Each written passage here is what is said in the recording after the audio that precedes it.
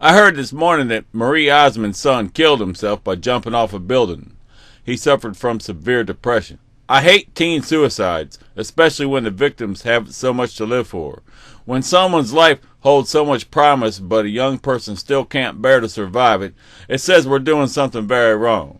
The question is, do we have the guts to face what it might be head on?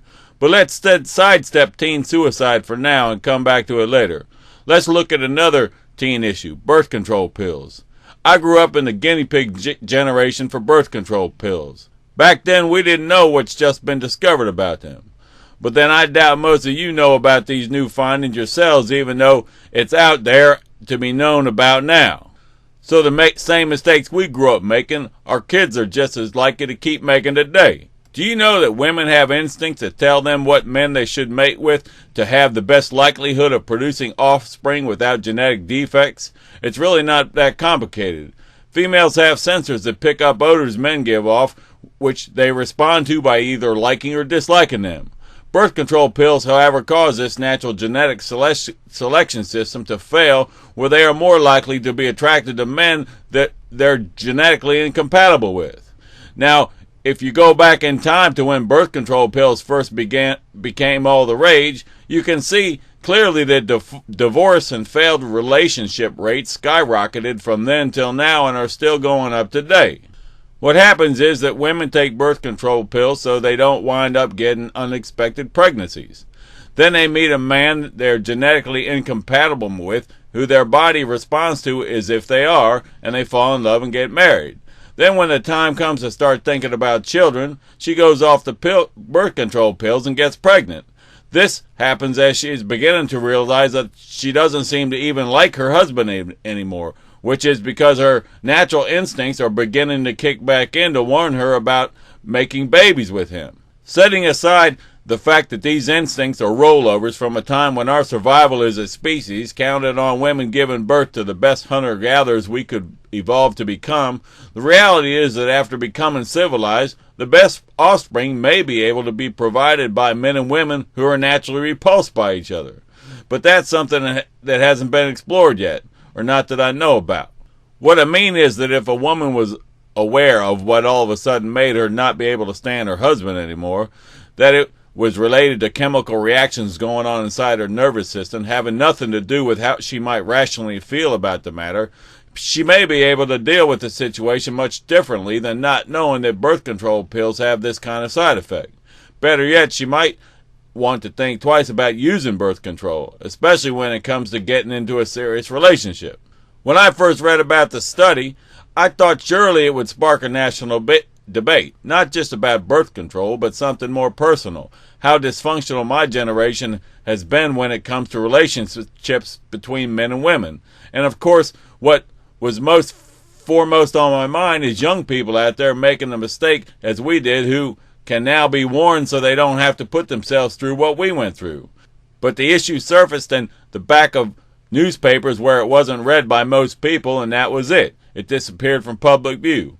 That's simply unacceptable to me, like adopting such widespread use of cell phones while marketing them especially to young people in such addictive ways, which is much the same way we were sold cigarettes when we were kids. So what if it turns out cell phones are dangerous because of the microwave signals that connect them to the outside world? It would be hard to get many of them to stop using them even after they find out the consequences. Then in my mind, if there's a problem with cell phones and human health, it can be solved, just like with everything else. But not if we don't look for answers in such a comprehensive way that we know we get it right, whatever it is. Look at all the pollutants we expose ourselves and our kids to. If you look to the EPA or FDA for advice on what's safe, they have a laundry list of hundreds of toxins we're all unnecessarily exposed to on a daily basis that they break down to explain that we consume them at safe levels in parts per million or billion running through our bloodstream. But not only are the studies that decide what are safe levels are flawed by the fact that the people who either conduct or pay for the research have conflicting interests in wanting the outcome to favor supporting their products as safe, no one is studying what the combined effects are of all these toxins being in our bodies at once. Not in the government agencies we turn to for answers to these kinds of serious questions anyway. And those who do these kinds of research without government help have a hard time being recognized by government agencies, even if their work is respected in the fields they conduct them in. What about recent findings that are really very old findings that are only recently getting respect, although not in a big way like they ought to be, that show that many safe levels of toxins can be of the worst kinds, where our bodies might recognize a high level of pollutant as a toxin but will mistake a low level for hormones or estrogens, causing our body to react to them in very dangerous ways. What about new and respected research that shows retardation is caused by a fetus being exposed to pollutants in the womb? This is not a new idea either. In fact, the research, although unique, is not new except in the fact that it's found its way out of the shadows that the government likes to hide these kinds of studies behind, which hopefully it will stay out where everyone can see it until it's well understood. You see, up until recently, and the war isn't won yet, pollutants being dangerous to health was thought of as an ideal held by what was called health nuts.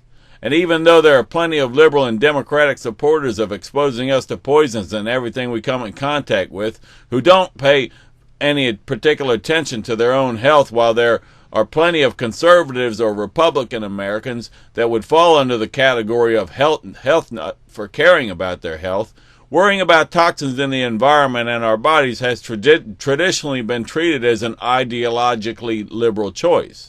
That seems to be changing very fast over the last few years, while moving especially quick under the Obama administration. But we still haven't got to the point where we stop the train and have a national debate about how bad this problem really is and what we can do about it. Of course, if we did, the average American would begin to learn pretty much what we found out when we learned that not only did tobacco companies know how bad cigarettes were while they lied to consumers about it, while they also had been systematically adding nicotine and other poisons to cigarettes to make them more dangerous and addictive, something they still do today. What I mean is that every time one of these studies breaks through to the front pages, it's received as if it is something new. So we all wait to see how it gets dealt with. But the truth is that problems with our being exposed to pollutants has been well understood for decades. That's the story we need to see headlined in the major news media about how now is the time to look at the big picture and deal with the whole problem. With regard to teen suicide, I have a story to tell which might shed some light on mental disorders that might change your whole perspective on how you view pollutants. I have a chemical sensitivity disorder and live on a highly traveled road in Lorton, just downwind of Route 95, where traffic builds up daily. So I have to take good care of myself or I have severe health problems. And I'm very good at being able to do so. But no matter how hard I try, there is always ups and downs created by there being so much of a pollution buildup through the work week that then lowers significantly on the weekends, then starts to build back up again on Monday.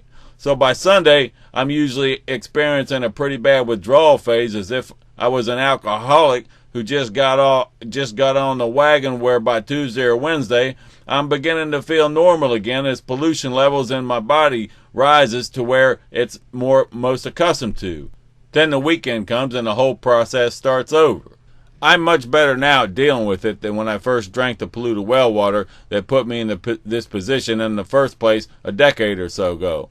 But I don't think a week goes by that I don't wonder how it affects other people, which I have a pretty good idea about because I used to be one of you and watch how it affects others around me who seem to go through much the same kind of symptoms as I do, only they don't understand the cause of it the way I do. What I mean is that before I came to understand what pollutants do to my body by becoming so sensitive to them that I can feel it even in the smallest amounts, I internalized those toxic effects as if they were part of my personal emotional foundation. So when I was in a good mood, such as the middle to the end of the work week, when pollutant levels are high and constant so there isn't too much of a swing from day to day, I was happy and thought I was just in a good mood because things in my life were going well, even if they weren't. When I was prone to anger and a bad temper such as around weekends and early in the work week, I thought I was actually very upset about things I was mad about, rather than seeing that it would take a lot more than those kinds of things to bother me on a good day. When I couldn't sleep, I thought I had a sleep disorder. If I couldn't seem to motivate in a positive direction, I thought I might be depressed. When I had muscle injuries, I thought it was from weakness or overexerting myself, rather than knowing that pollutants cause injuries to muscle tissues when entering and exiting our body.